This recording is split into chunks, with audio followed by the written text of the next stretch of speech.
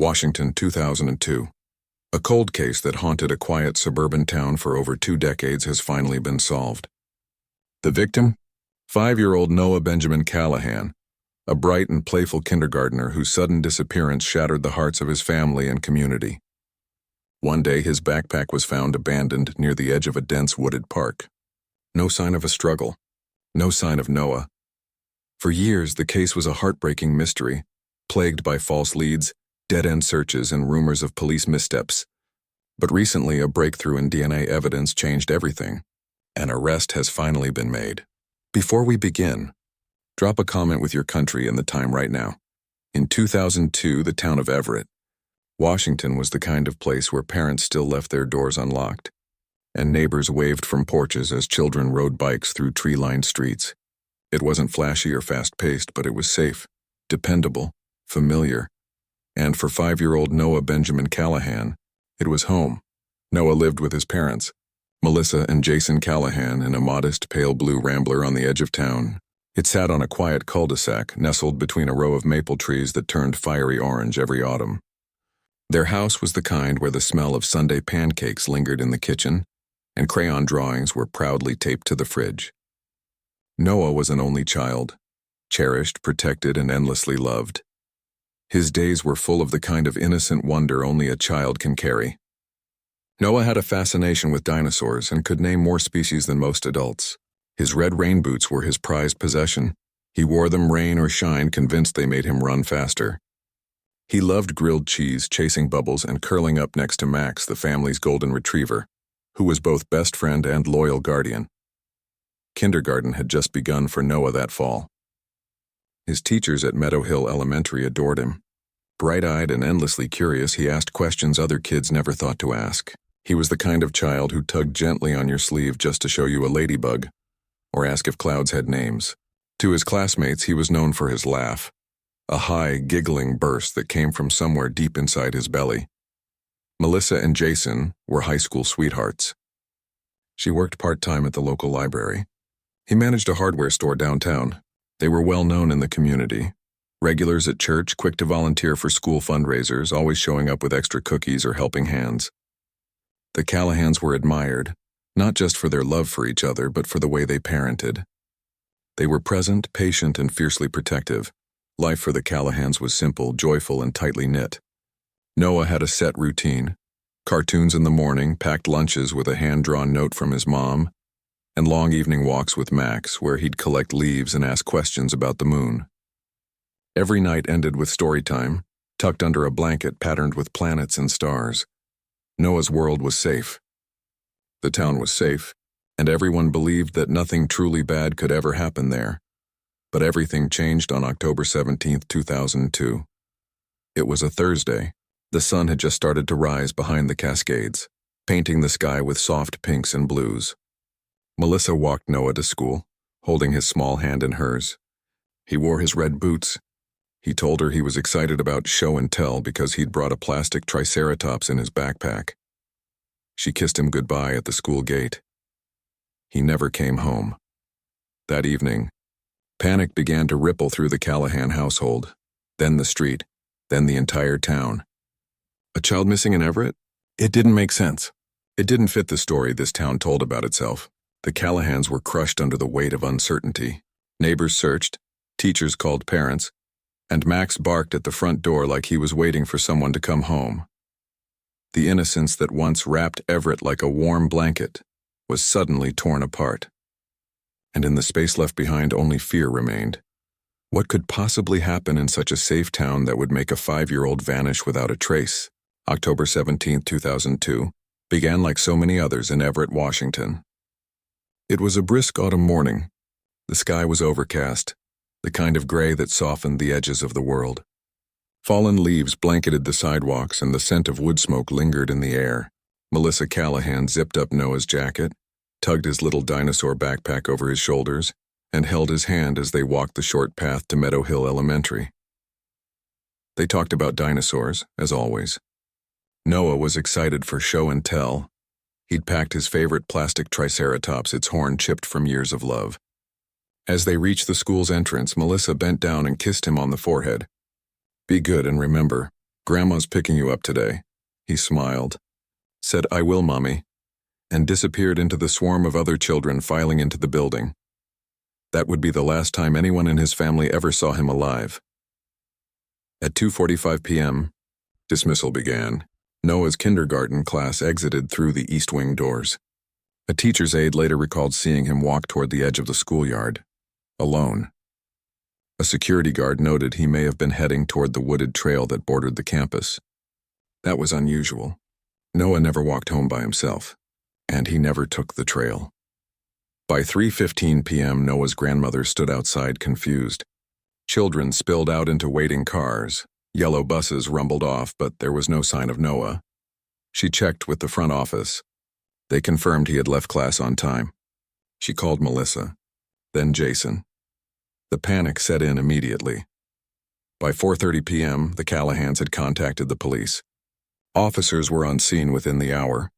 The woods were cordoned off. Helicopters flew overhead as dusk crept in. Local news vans began arriving before the sun had even set. That night, over 100 volunteers joined the search.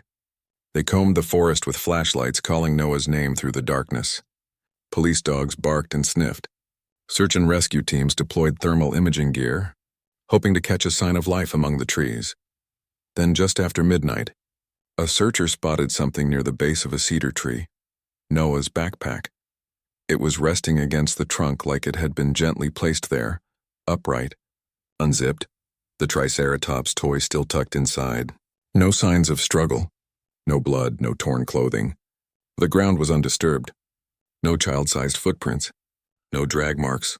Just stillness. Eerie, unnatural stillness. The discovery froze everyone in place. This wasn't the scene of a child who wandered off. It felt deliberate. It felt staged. The backpack raised even more questions than answers. Who had placed it there? Why wasn't it hidden or discarded? Was it a warning? A clue? A taunt? Melissa collapsed when detectives brought her the backpack. Jason had to be restrained from entering the search zone himself.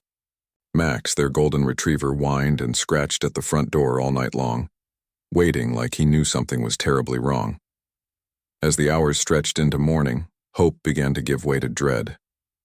A child didn't simply vanish in a town like Everett, not without someone seeing, not without someone hearing a cry, a scream, something. But no one had seen a thing. No suspicious vehicles. No strangers reported. The trail near the woods, usually empty, had been quiet that day. School security found no surveillance, footage showing anything out of the ordinary. The question on everyone's lips was terrifying in its simplicity. Who took Noah? And how did they manage to vanish without a single witness? 3 days after Noah Callahan disappeared, the town of Everett was holding its breath. Every park, every trail, every ravine had been searched. Hundreds of volunteers came and went in shifts, refusing to give up hope. The Callahans hadn't slept. Melissa stayed near the phone. Jason paced the hallway like a ghost. Max, their golden retriever, hadn't eaten in days, only barked at the front door as if waiting for someone to return. On the third day, Sunday morning, search efforts were beginning to thin. Exhaustion and dread were starting to creep in. But then something unexpected happened.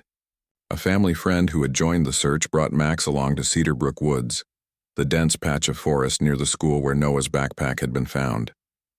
Max had been listless during most of the search. But as they approached a deeper, more remote part of the forest, something shifted. The dog froze, sniffed the air, then bolted, ears pinned back, tail low. He ran straight into a thicket near a moss-covered log and began barking furiously. The searcher followed. At first they saw nothing, just damp earth and twisted branches, but as they pushed aside leaves and debris, a glimpse of red fabric emerged. A jacket, small, motionless. It was Noah. His body was curled in a fetal position beneath a thin cover of leaves and pine needles. He was still wearing the same jacket Melissa had zipped up just 3 days earlier. His hands were tucked near his chest. His face looked peaceful, unnervingly so. There were no visible injuries, no blood, no sign of distress.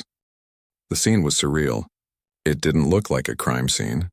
It looked like a child who had simply lain down in the woods and never got up.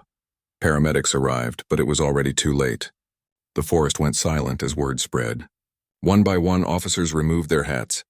Volunteers stood in a solemn circle as Noah's body was carefully carried out of the woods.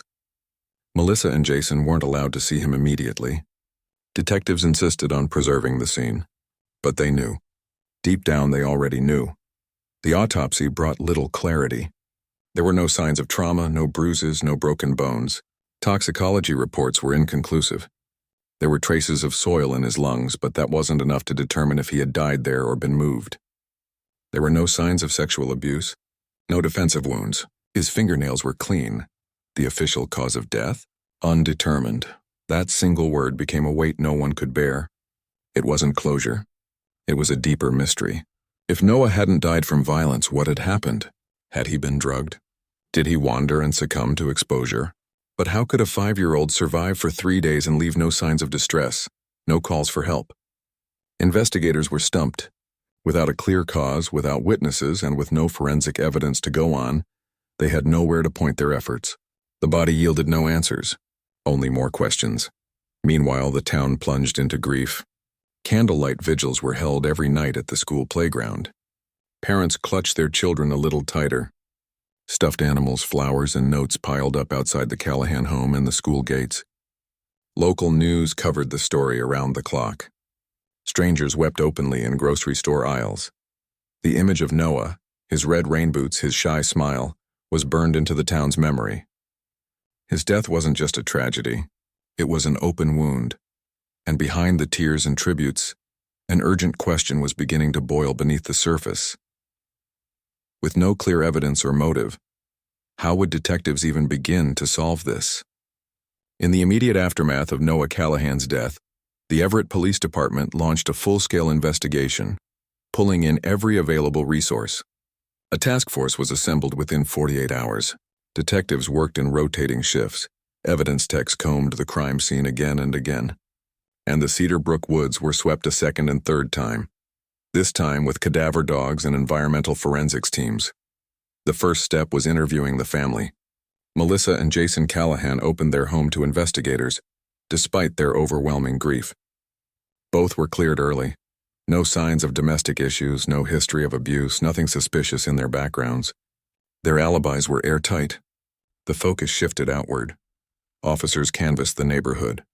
Neighbors, teachers, custodians, delivery drivers. Anyone who may have passed near the school or forest on October 17th was questioned. A few leads emerged, mostly circumstantial. One elderly neighbor claimed to have seen a tan sedan idling near the wooded trail that afternoon. Another said they heard a dog barking repeatedly around 3 p.m., but couldn't say where it came from. None of it was enough. Police brought in a handful of local men for questioning. One had a petty theft record. Another had once been charged with trespassing in a park after hours. A third lived near the woods and had a reputation for being off. All were interviewed. None were arrested. Their stories checked out. Their homes yielded no evidence. Surveillance footage from the school was another blow. In 2002, security systems were far from comprehensive. Only 2 cameras existed, one inside the main hallway, another at the front entrance. Neither covered the rear exit or the path to the forest. Noah had been seen leaving the east wing doors, but after that, there was no record of his movements. Frustration set in quickly. The community, desperate for answers, began generating its own theories. Rumors started to spread like wildfire. One name floated to the surface. A man recently released from a correctional facility who had moved into a nearby trailer park. His history included nonviolent offenses, but the whispers wouldn't stop. Police investigated, searched his home, and confirmed he had been working across town that day, with surveillance footage to prove it. He was cleared. Next came speculation about a substitute teacher who'd been let go the previous spring. Some claimed he had a temper. Others mentioned he lived alone and rarely spoke. Detectives pulled his personnel records and found nothing more than minor disciplinary notes. When questioned, he provided receipts and a clean timeline. Another dead end. Meanwhile, the Callahans were drowning in attention they never wanted. News vans parked outside their home. Tabloids tried to spin sensational theories. Some in the public even questioned their parenting. Why hadn't someone been at the school to meet Noah? Why was he walking alone? It was cruel, and it only added to their anguish. Melissa stopped going to church. Jason took a leave from work. Max, their dog, sat quietly by the door, waiting for a boy who would never return. Weeks turned into months. The case file swelled with interviews, timelines, and dead leads. But none of it brought investigators closer to a suspect. There were no fingerprints, no DNA, no physical evidence beyond the backpack and Noah's clothing. The woods offered no clues. No motive surfaced. It was as if the killer had slipped through Everett like a ghost, leaving heartbreak but no trace. Detectives began to ask themselves an unsettling question.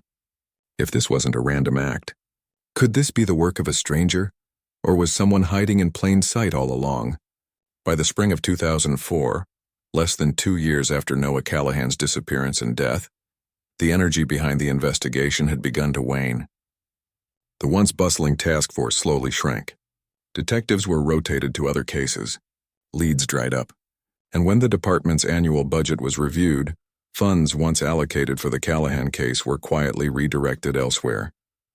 Officially, the case remained open, but inside the station, Noah's file was moved from the active drawer to a cabinet marked cold. For the Callahan family, the shift was unbearable. Noah's bedroom remained frozen in time. His red boots still sat by the door. Dinosaur drawings lined the walls, curling at the corners. Melissa refused to wash the last load of laundry she'd done for him. It stayed folded, untouched in his dresser. Every birthday, she and Jason lit a candle and placed it next to a small photo on the kitchen table. There was no party, just silence and grief. They stopped attending neighborhood barbecues. They declined church invitations. The vibrant couple who once organized holiday food drives and movie nights at the community center now lived in quiet isolation. Jason returned to work eventually, but Melissa couldn't bear to leave the house. Even Max, the golden retriever who had once run laps around the yard with Noah, grew slower, older, quieter. The town tried to move forward. A new principal took over at Meadow Hill Elementary. The wooded trail behind the school was fenced off, and later replaced with a paved walking path. New families moved in, unaware of the tragedy that once unfolded under the shade of those trees. Still, Noah's story lingered like fog that never fully lifted. Every October, local news stations would run brief anniversary segments. A reporter might stand outside the school and repeat the timeline, hoping to spark a memory or guilt someone into coming forward. It's been 5 years since 5-year-old Noah Callahan was found dead in Cedarbrook Woods, they'd say. But no new leads ever followed. In town, people whispered his name with a blend of sorrow and helplessness. Some believed the killer had been a transient long gone. Others were convinced it was someone local, still walking among them. But without evidence, theories remained just that, unanswered, unproven. For the police department, new crimes pushed older ones further down the list. Burglaries, drug trafficking, and domestic violence consumed resources. Noah's case was one of dozens that haunted the cold case shelves. Occasionally, a new detective would glance at the file, flip through the pages, and wonder if they could be the one to solve it. But without fresh evidence or witness testimony, there was nowhere to go. Melissa continued writing letters to the mayor's office, asking for renewed attention. She created an online memorial page and joined forums for families of unsolved child murders. Jason, quieter in his pain, spent his evenings in the garage fixing things that didn't need fixing, because the one thing he wanted to fix was beyond his reach. Time marched forward.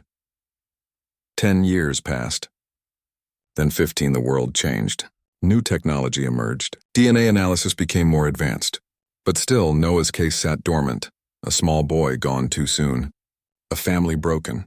A town haunted. It seemed inevitable that Noah Benjamin Callahan would become just another name on the long, tragic list of unsolved cold cases, frozen in memory, buried in paperwork, forgotten by the system that once vowed to find his killer. But history has a strange way of circling back. Because years later, in the most unexpected way, that file would be opened again. Would anyone ever return to this file, or would Noah be forgotten forever? Nearly 2 decades had passed since Noah Callahan's case fell cold. By 2021, his name was all but a distant memory to most, except to those who never stopped grieving, and to a small but determined group of detectives forming Washington State's newly established Cold Case and Forensic Review Unit. This unit, spearheaded by veteran investigator Marla Jensen, was tasked with reviewing dozens of unresolved cases across the state. But when they came across Noah's file, still marked undetermined, still unsolved, something about it stuck. A 5-year-old boy missing in broad daylight found dead in the woods without a clear cause or suspect? It didn't sit right. Jensen requested a full forensic audit of the evidence, beginning with items recovered from the scene. Noah's clothing had been sealed and stored properly since 2002. While original testing yielded nothing usable, the team was now equipped with advanced technology that didn't exist back then: touch DNA analysis and trace recovery tools capable of extracting microscopic material from decades-old evidence. The key: Callahans were notified. Melissa wept when she heard anyone, was looking at Noah's case again. The clothing samples were shipped to a specialized lab in California. For weeks there was silence. Then the call came. The lab had found something. On the inside cuff of Noah's jacket near the wrist was a minute trace of male DNA. It wasn't much. Not enough to produce a full profile, but enough for a partial sequence. The sample was entered into CODIS, the National DNA Database. No matches. But that didn't mean the trail was dead. The team turned to forensic genetic genealogy, the same method used in recent high-profile cold case arrests across the country. By comparing the recovered DNA with open-source genealogical databases, investigators could potentially identify distant relatives of the unknown male and reverse engineer a family tree to find a likely suspect. It was painstaking work. Weeks turned into months. Analysts sifted through online profiles, ancestry records, birth certificates, and marriage licenses. They traced branches of the family from the Pacific Northwest to the Midwest and back again. Eventually, they found a link: an obscure second cousin whose family had once lived in Everett. One name stood out: Warren Elliott. Elliott had worked as a groundskeeper at Meadow Hill Elementary during the fall of 2002. The revelation sent a chill through the team. In 2 decades, Elliott's name had never appeared in the original investigation notes. He'd been a quiet employee, hired seasonally to manage landscaping. His contract ended shortly after Noah's death. He left Everett quietly, relocating to Oregon, where he'd lived under the radar ever since. He had no criminal record. No major red flags. No one remembered him being interviewed. It was as if he'd slipped through a crack just wide enough to disappear. The task force compiled their findings. They ran a background check, built a timeline, and coordinated with Oregon law enforcement. But there was one major problem. The DNA they had was only a partial profile. It was compelling, but not legally definitive. They needed a direct comparison. To do that, they'd have to obtain a fresh sample, discreetly and within legal bounds. Investigators began surveillance. They monitored Elliott's routines, his job, his habits. After 2 weeks, they recovered a discarded coffee cup from a public trash can. The contents were rushed to the lab. The result? A match, not partial, not speculative, a direct hit. The DNA on Noah's jacket belonged to Warren Elliott. It was the breakthrough that Noah's family and the town had waited nearly 20 years for. But would the DNA match hold up, and could they finally bring him in? The morning of March 9, 2023 was gray and still in the small town of Roseburg, Oregon. The air hung heavy with mist as 2 unmarked vehicles pulled into the quiet driveway of a modest duplex. Inside, 54-year-old Warren Elliott, a maintenance worker at a local golf course, was finishing his first cup of coffee, unaware that his life and a decades-old mystery was about to unravel. At precisely 7:15 a.m., officers from the Oregon State Police, joined by Washington cold case investigators, knocked on the door. "Warren Elliott?" He answered, calm and confused. "You're under arrest for the 2002 murder of Noah Benjamin Callahan." He didn't speak. He didn't resist. Just blinked once, slowly, as if the words hadn't fully landed. Then he lowered his eyes and offered his wrists. After 21 years of silence, the case that haunted Everett, Washington, had finally cracked open. News of the arrest traveled fast. By noon, headlines flashed across local stations. Cold case solved, arrest made in 2002, death of 5-year-old Washington boy. In Everett, people froze in disbelief. Warren Elliott. The name meant little to most. But for parents whose children had once walked the same school halls as Noah, the realization was gut-wrenching. Elliott had worked on school grounds, trimmed hedges near the playground, and quietly blended into the background. He had passed every background check. No criminal record, no complaints, no reason for suspicion until now. Melissa and Jason Callahan were notified before the press release. A detective who had stayed in touch over the years made the call personally. Melissa reportedly dropped the phone, collapsing into tears before the full sentence was even finished. Jason stood silent for a long time before quietly asking, "Are you sure?" They were. The DNA match from Noah's jacket cuff was conclusive, a direct hit to Elliot's discarded coffee cup, collected weeks earlier during surveillance in Oregon. When Elliot was booked, he offered no confession, no statement. His face remained passive in his mugshot, blank, unreadable. Reporters descended on his neighborhood. Co-workers at the golf course described him as quiet, polite, private. One woman said she occasionally saw him feeding stray cats. Another mentioned he was the kind of guy who didn't talk much, but never caused trouble. That made it worse. Back in Everett, the news reignited a wave of anguish that had been simmering just beneath the surface for years. Parents gathered in hushed groups at school drop-offs, recalling how close their own children had been to Noah's age. Teachers cried in the break room. Candlelight vigils reappeared overnight. The Callahans issued a short statement through their attorney. "We are grateful for the tireless investigators who never gave up. We are grieving again, but we are grateful. Noah is not forgotten." But gratitude couldn't mask the pain. The arrest tore open old wounds, not just for the Callahans, but for an entire community that had spent 2 decades wondering if they had missed something. Or someone. And then came the questions: why Noah? What was the motive? How did Elliot, an employee trusted around children, evade suspicion? And perhaps most chilling, if not for the DNA breakthrough, would he have ever been caught? As Elliot awaited extradition to Washington, preparations for the trial began. Prosecutors reviewed old files. New investigators were briefed.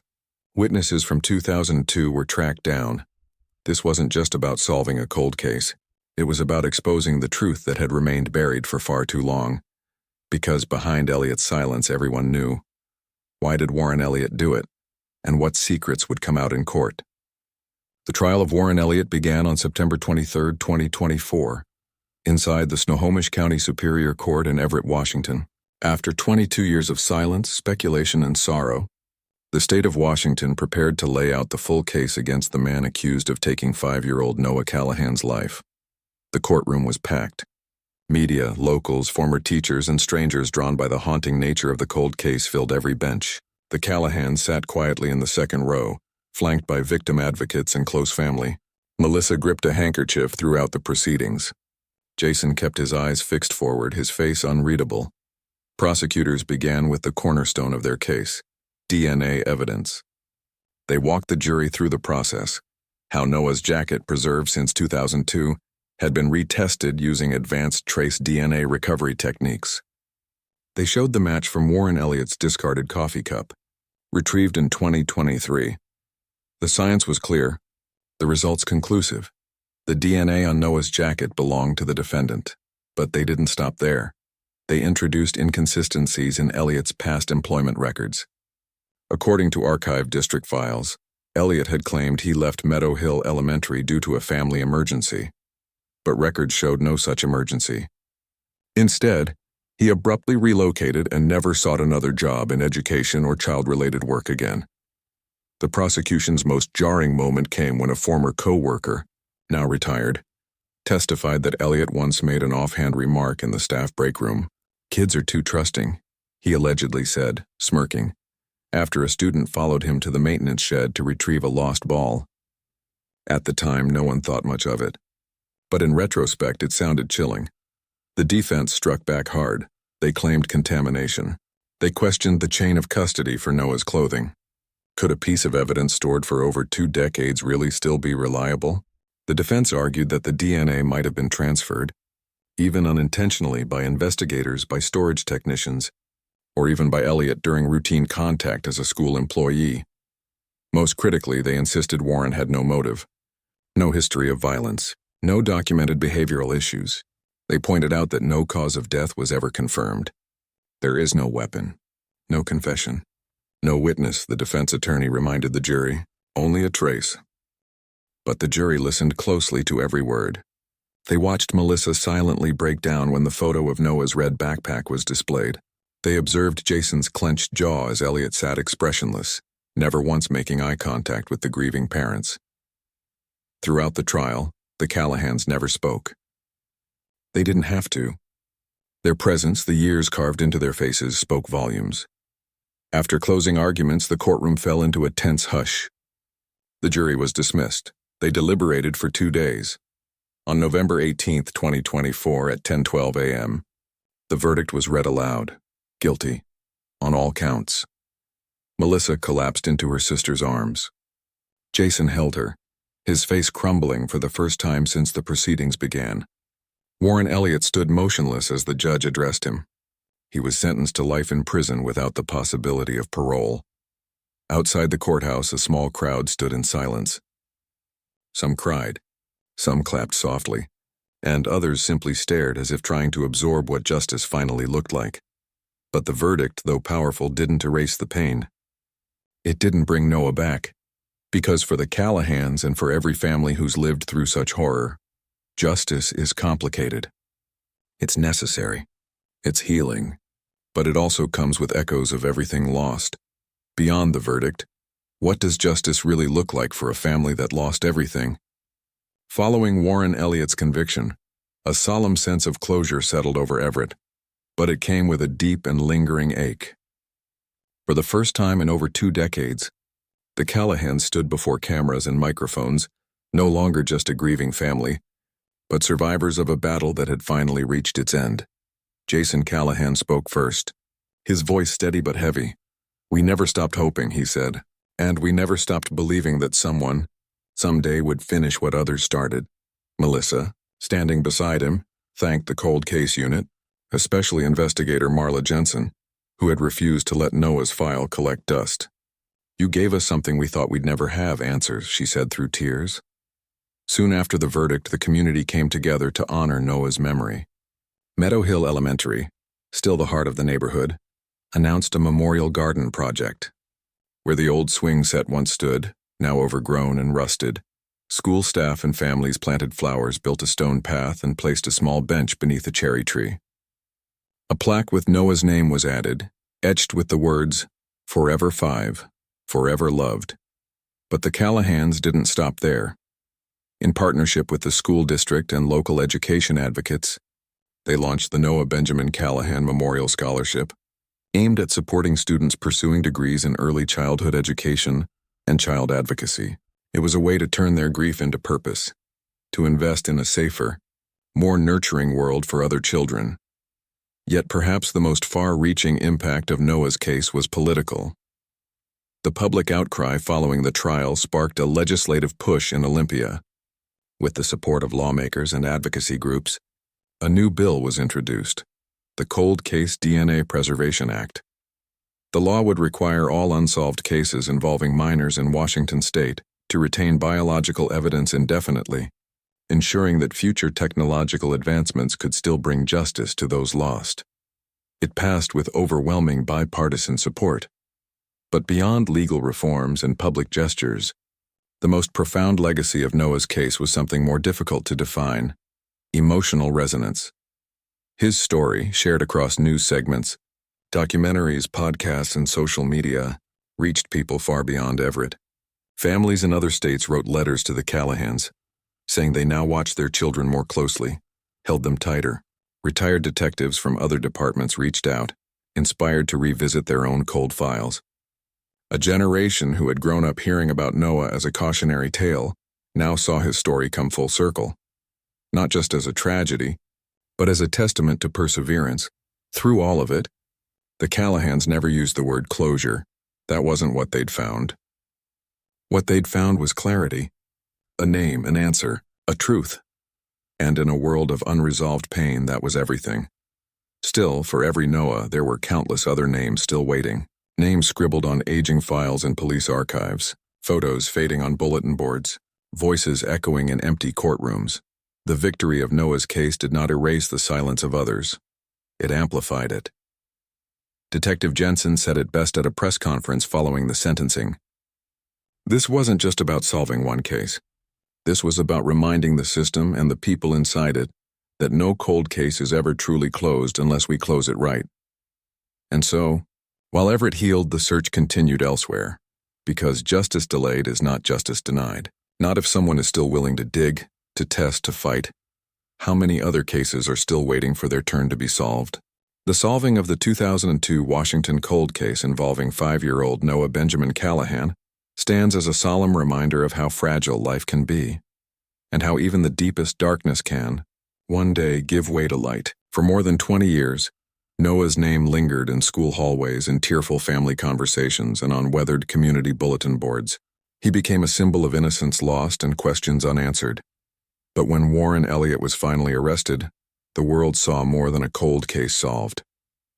It witnessed justice, long delayed, rising from the dedication of people who never stopped asking questions. The cold case unit, armed with evolving forensic science and a refusal to forget, turned trace DNA into a path toward truth. For the Callahans, the pain never vanished, but the silence did. Their son's voice, silenced in life, now spoke through change, a scholarship in his name, legislation in his memory, and a garden planted where he once played. Noah is no longer just the child who vanished. He is the reason other cases may be solved, the reason evidence gets preserved, the reason no family should ever feel alone in their fight for answers. Let his name echo louder now, not in grief but in justice. If this story moved you, honor Noah's memory, share his name, support cold case reform, and never stop believing that justice is worth the wait.